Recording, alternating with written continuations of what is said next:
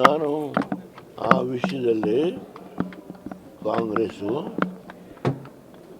ಅವರು ಟಿಕೆಟ್ನ ಹಂಚುವಾಗ ಸ್ಟ್ಯಾಲಿನ್ಗೂ ಅವ್ರಿಗೂ ಒಬ್ರಿಗೊಬ್ಬರಿಗೆ ಪರಸ್ಪರ ಡಿಫ್ರೆನ್ಸೇ ಬಂತು.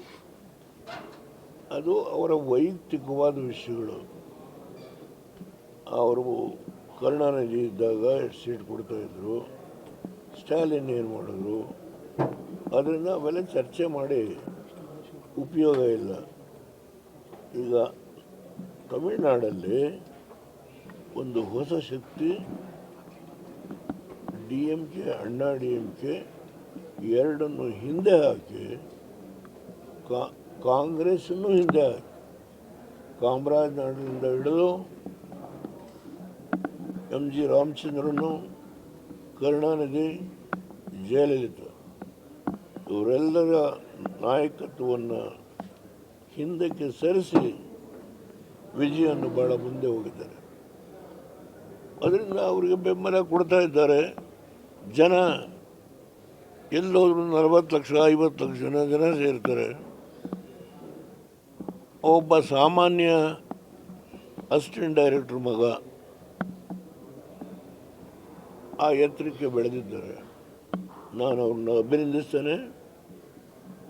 ಅವ್ರ ಬಗ್ಗೆ ನನಗೆ ಗೌರವ ಇದೆ.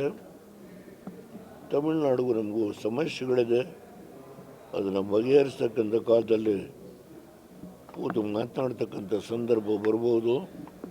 ಇಷ್ಟು ಮಾತ್ರ ಈ ಸಂದರ್ಭದಲ್ಲಿ ಹೇಳಿ, ನಾನು ಆ ವಿಷಯದಲ್ಲಿ ಕಾಂಗ್ರೆಸ್ಸು